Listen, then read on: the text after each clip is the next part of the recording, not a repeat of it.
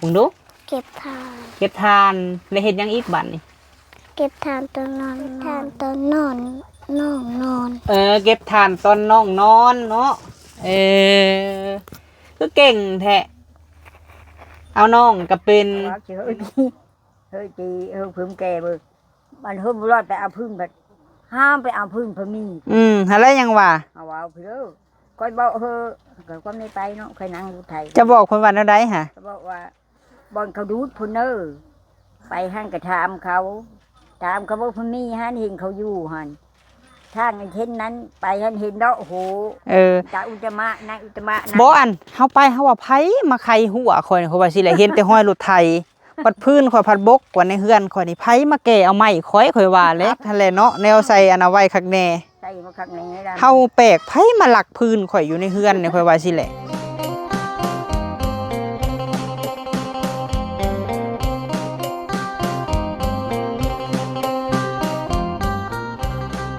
โดยกราบสบายดี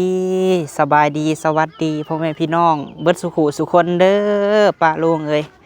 พบพ่อกับบ่าวพามีอีกแล้วเนาะพบพ่อกันมื้อนี้พี่น้องเอ้ยเข้ามาหาสาวมีห้างแกสาวน้อยคุ้มเตาถ่านพี่น้องเอ้ยแต่บ่แม่นสาวน้อยแจ่มจันได้เนาะสบายดีเด้อเอ้ยเด้อเอาน้ำก่อนซื้อน้ำบ่ซื้อน้ำมากินรอตุกข้ามเพิ่นแปลงได้เลยเนาะบ่ได้ร้อยใหญ่ร้อยจะบุญนั่นไปซื้อน้ำให้อยากไว้น้ำเจ้าบ่นะฮะบ่อยู่ในบ่ไอ้บอนไปซื้อน้ำกินพี่น้องเอ้ยเผาแล้วทานเพิ่นนี่เนาะกระลุกกุ๊กกัวอยู่พี่น้องเอ้ย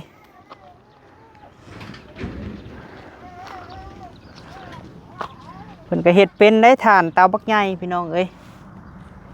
ผมทานคือสิบ่ได้รู้ดอกเบิ่งทานเพิ่นก็ได้โอ้ไปเพิ่นไปพอดีเพิ่นไปซื้อน้ำพี่น้องเอ้ยบ่มีน้ำกินพอดีว่าลูกสาวเพิ่นมาอยู่น้ำพี่น้องเอ้ยน้องกุ้งเนาะบ่ได้มาเอาน้องชีวิตสาวไม่ห้างนั่งไม้พี่น้องเอ้ยนี่แหละคนบ่มีผัวกับเผาทานกุ้มๆอยู่นี่แหละพี่น้องเอ้ยโอ้ใส่นอคือได้ยินเสียงไห่เสียงห้องอยู่แปลนแท้เฮือนสาวน้อยแจ่มจันนี่แปลนเติดอยู่เนาะโธ่เพิ่นนุ่งส่งให้น้องเพิ่นก่อนพี่น้องเอ้ยสบายดีคืองามแท้กวาดทานใช้ไม่เท่าเด้อยู่ในเป็นอะไรไข่บ่บ่สบาย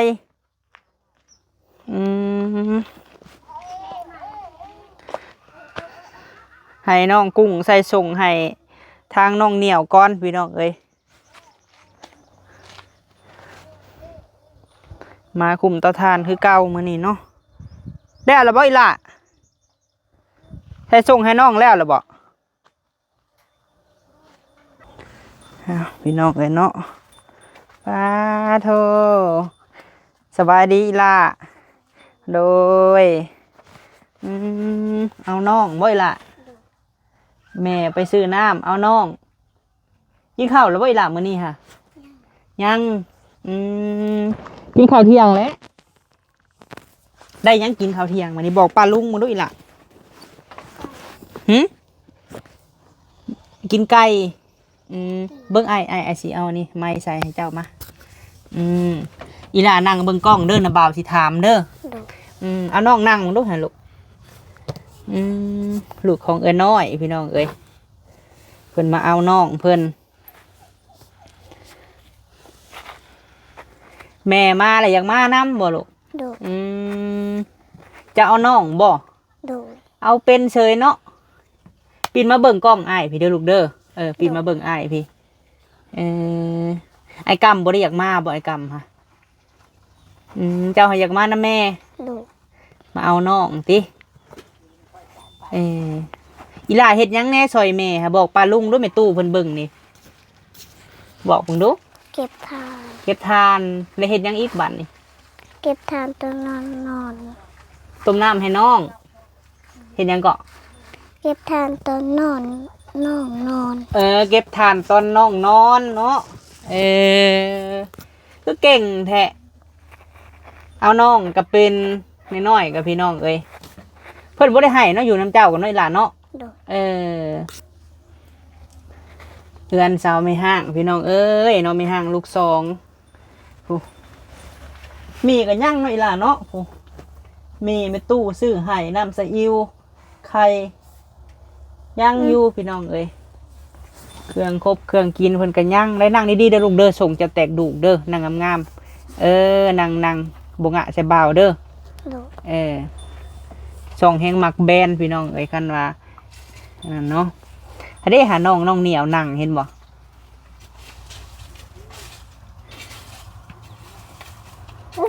เสียงไผไม่ตู้คำบ่ตู้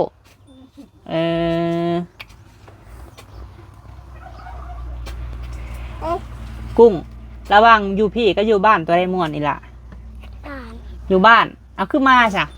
อยากมา อยากมาเป็นได้คิดฮอดแม่บ่แม่บ่มีไปเอาน้องอันนี้ใครแน่พี่น้องเอ้ยบัดมาอยู่อันน้ำแม่แหละแม่ก็สิได้เฮ็ดเวียกเนาะอีหล่าเนาะเอาน้องก็กุ้มเลยเด้บาดนี้เนาะอีหล่าเนาะ โดย ตาแพงได้พี่น้องเอ้ยหนาคือกันเลยลูกกันน้อยนี่หนาคือกันคิดฮอดอยู่บ่พอให้ล่ะบ่ได้คิดฮอดคิดฮอดไผแฮงที่สุดตอนนี้ ไม่เท่า ไม่เท่าแม่ได้สักคิดฮอดบ่ เก็บหอแม่ น้องเหนียวได้สักคิดฮอดลาวอยู่บ่เอาพี่น้องเอ้ยจังไดก็ฝากให้เด้อเนาะอีกหนึ่งครอบครัวพี่น้องเอ้ยครอบครัวน้องกุ้งกับน้องเหนียวเนาะอีหล่าเนาะจะควมกระดอมาเฮ็ดทานกับแม่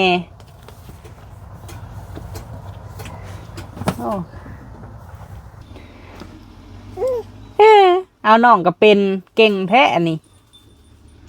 บ่ได้ให้เนาะหล่ะเนาะอยู่น้ำเจ้ากันเนาะ โดย ใครได้เป็นมา ใครอะไรแม่ตู้เอ้ย เป็นมานี่มีให้ดูดิ ฮะเอ้ยเฮ็ดหยังก็เฮ็ดนำมื้อนี้งามเด้มื้อนี้อาบน้ำให้น้องก็เป็นบ่ลูกเจ้าน่ะ โดย เก่งเนาะอยู่กับแม่พี่แหละอีหล่าเอ้ยอยู่กับแม่น้อยพี่แหละเอาน้องเพิ่นบ่มีหมู่อ้ายกับอีต้นอยู่น้องเจ้าเพิ่นให้ได้เจ้าบ่อยู่เจ้ากับอีต้นน้องอยู่บ่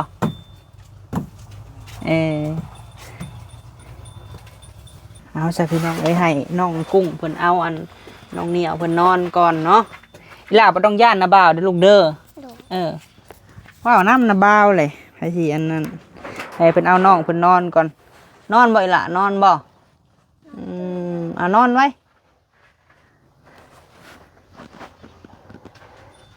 สะอาดได้พี่น้องไอ้บ่อนเรานอนเนาะในตู้เฮ็ดหยังเด้นี่เนาะ ปลาดุกค่ะเขาชื่อต้มปลา ต้มปลาได้ปลาไม่ใช่ให้ในตู้ โอ้ยปลาบางมาดู ปลาผู้ชอบตัว ปลาบู2โตวเฮ็ดเอาได้กินต้มส้ม กินต้มปน ต้มป่นกินต้มปลาบูพี่น้องเอ้ย กินต้มปนกล้าให้มันทาปนอันฮาวาเชื่อจีพึ่งแกเบอมันเพิ่มรอดไปเอาพึ่งแบบห้ามไปเอาพึ่งพมี อะไรยังว่า ฮาวาเพื่อคอยบอกก็ความในไปเนาะใครนั่งดูไทย จะบอกเพิ่นว่าแนวใดฮะ เขาบอกว่าบอลเขาดูดพุ่นเนอร์ไปห้างกระถามเขาว่าพุ่นนี่ฮันเห็นเขาอยู่หันทางเห็นนั้นไปฮันเห็นเนาะโอ้โหตาอุตมะนางอุตมะ บ่อันเฮาไปเฮาว่าไผมาไขหัวข่อยเขาว่าสิแหละเห็นแต่ห้อยรถไถปัดพื้นข่อยพัดบกกว่าในเฮือนข่อยนี่ไผมาแก่เอาไม้ข่อยว่าเลย แม่ล่ะโอ้ว้าว วันนี้พัดเบ้ารถเนาะไปแก่หั่นเนาะ บอลไปแกคอยบัดมีได้ไปย่าก็มีไปนำอยู่ฮาวามีหูจักก่อน แค่เห็น บัดนี้หันเจ้าเพิ่นว่าอะไรบัดนี้เพิ่นแก่ใหม่เฮามาเลย เพิ่นได้เว้าผู้ใด เออ เอาไว้นี่ไม่ได้เว้าค่อยก็เว้าเพิ่นไปเอาบ่ค่อยบ่ผู้แล้วบ่ยินได้บ่เว้า เพิ่นแล้วเขาไปแก่เอาอยู่ในเตาเฮาอยู่เฮือนอยู่กองเนาะอยู่ในเฮือนเฮา อยู่เฮินเพิ่นสิก็เอาเฮาเว้า เอ้ยเนาะ ผู้แล้วเนาะเพิ่นไปเอา อะไรยังวะ จูคักเอา เออ แล้วเฮ้ยตีอังแก่มือค่อยเว้าสิได้ผัดแม่นพื้นคูคักอันนี้ จะว่าได บึง คือเป็นหอยตัดติ เป็นหอจัดเบิ่งดูยาวทั้งหม เอ ด อ ของโคตรมีแต่ก้อยเก็บไม้โตวันไฟไหม้ทั้งนี้ โดย ไม้กระดูดเนาะบางอย่างมีง่ายมีแน่ได้อย่างนี้ อืม บัดนี้ชมเบิ่งยันจะห้องมันเพิ่งมีแล้วว่าแนบแม่น่ะดี แล้วเราก็บ่ฮู้เนาะบ่หลอดเราไปแก่กะ แล้วเดี๋ยวมีหูดีคนทั้งเอาเล่นเนาะเอาไปจูคักเลย อัดหั่นแหละเนาะแนวใส่อันเอาไว้คักแน่ ใส่มาคักแน่ได้ เฮาแปลกไผมาหลักพื้นข่อยอยู่ในเฮือนเนี่ยข่อยว่าสิแหละ โอ้มีจันหู คิ จ้า ด คือว่าสิถามคนเนาะไม่เท่า ถามคนเลยเนาะยังก็ถามเขาอีเด้ฮันอีเด้จะไม่ไปดอกบอก อื เขาพูด ม นี่ล่ะ ไปใช้หนองผู้วงคือบ่ค่อยเห็นไม่เท่าช่วงนี้ค่ะ เพ้อคนไม่มือตัวนี้เอาอยู่มือแรงอยู่ในมือเลยบ่ก็ชิว่ามืออีน้อยเถอะป้ามือค่อยชิว่าอย่าไปกันคุย เจ้าฮะ อืม เจ้าเห็นหุ่งบ่ไม่เท่า นี่อีน้อยอย่าไปกันคุยเดี๋ยวเขาอยู่น้ำรู้เพ่ง เพิ่นสิไปกับไผลาตีบ่ เขาในบุญเขาไปกันกันข้าง เออ กันมือไหน ฮดให้อยู่บ่พักหญ้าอยู่เฮือนพุ่นน่ะ จักแล้วพอกับว่าไม่มือแต่เป็นว่านี่ก็คุณเอ็ดนั้นเขาชิมือแรงจักในมือหรือบอก โดย อีน้อยไปอย่าไปกันคุยก็เขาอยู่ตรงนี้แนวอ้าว แม่นและเด็กน้อยค่ะบ่อยากปะได้เนาะ อืม อยู่สองคนก็เขาก็ย่านแหล้วพี่น้องเอ้ยแม่สิไปการเขียดกับเขาวปลาบนเนาะมื้อแรงอืม เขาญาติบุญ โดย มืออื่นพอแล้วดูที่มือกูก็ไม่มือไรมือละที่เล็กจักแนวเลยอะ ไปก็บ่ได้พ่อได้ไม่เท่าเอ้ยเฮาบ่เห็นอยู่เฮือนก็บ่ฮู้ว่าไปไส ไม่ไป มีเห็นแต่ผัวเพิ่นอยู่ในห้องบ่หรือว่าอยู่ไส โอ้ยคันเห็นจะพูละมันไม่ออกแต่ห้องคอยมือวันนั้นกระถางนั่นกระแห อื ง ม แด้มือกับพวกเปิด เมื่อยบ่เห็นบ่เป็นม่านลูกบ่ ละม่านนั่นละม่านนั่นละ นอนแฮงเสียนั่นแหละแม่นบ่เนาะคันว่าถือผ้าคาท้องก็ไม่เท่าเอ้ย แม่น่ะ อีนอนตลอดก็บ่ได้กินแหละคือว่าบ่เห็นค่อยถ่ายคลิปช่วงนี้เนาะ นอนตลอดอย่าไปใช้คือขึ้นมันไปก็ไปเฮือนแม่มัน เออ นั่นแหละตันที่ออกจากห้องเอาอยู่ให้แล้วเอามื้อน้ำกับพวกพี่ถึงได้แล้วจะกระทังกระจุนแห้ง เออ เอ้ยสิว่าอะไรไม่เท่าเอ้ยเฮาก็บอกอยู่ว่าอยู่หันให้กุ้มเฮ็ดหันเฮ็ดนี้เฮาก็บอกอยู่อืม จักแล้วจำเลยในทำมือนี่ในใครจะเอาเขาพินมือวะ เออหาบ่ได้จังว่ากันไม่เท่าเอ้ยโดยอืมพี่น้องเอ้ยงามลีหลอเนาะพักซะน้อยเพิ่นนี่เคี้ยวอึมทึมอยู่เนาะไม่เท่าเนาะเจ้าปลูกไม้แล้วบ่อยู่เฮือนน่ะไม่เท่าอืม ไอ้ดำยังน้ำมีดันได้ดีตู้เลย เออ รถเอาไปช่างเท่น้อย โดยโอ้พักเพิ่นงามไปลีพี่น้องเพราะว่าเพิ่นอาบแล้วเพิ่นตรงไว้เนาะอันนี้หามักทั่วตั้งได้นี่เขียวอึมทึมอยู่พูพี่น้อง เป็นไว้ให้ได้หมด แม่นหั่นแหละ เป็นไว้ คือว่าอะไรดินงามไม่เท่าเอ้ยดินอยู่เฮือนเฮาผัดดินคูนแล้วมันบ่อยากงามปานใด ดินห้ามมันห่อดินแก่แล้ว แม่น มันคุ้นคง เพราะว่าของเฮาแห้งเฮาแห้งซื้ออันมาถมใหม่ซ้ำไม่เท่าเอ้ย มันดูดเอาอะไรไปกินนั่น โดย แก่ เฮ็ดกินเนาะเจ้าหั่นเนาะอืม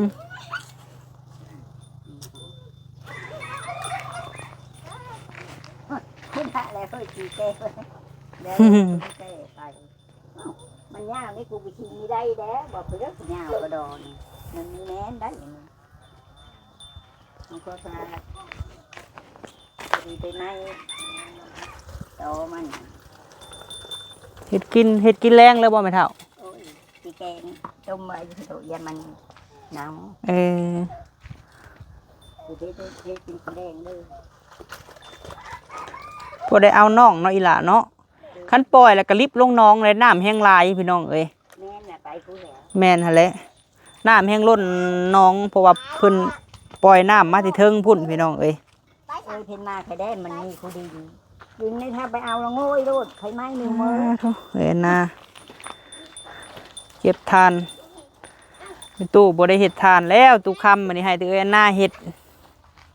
เอ้ยนาและผู้สืบทอดเนาะเอ้ยนาเนาะผู้สืบทอดเฮ็ดทานพี่น้องเอ้ยเฮ็ดเปลี่ยนแม่ตู้เฮ็ดบ่ได้เลย ไม่ตู้เฮ็ดดีได้ได้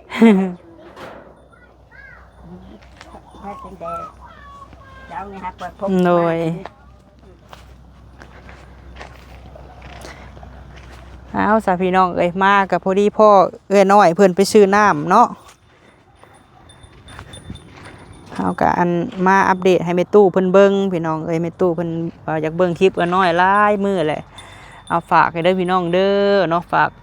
เป็นกำลังใจให้เอ้ยน้อยเพิ่นแน่โหมาแหละคือไวแท้นี่ปาทิโท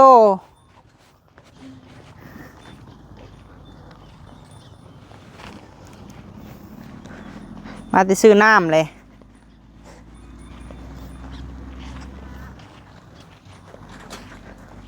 ตุกเท่าไรให้กันหน่อย7,000 2ตุกกับ14,000พี่น้องเอ้ยกุ้มอยู่บ่2ตุกนี่กุ้มเฮิงอยู่บ่อืม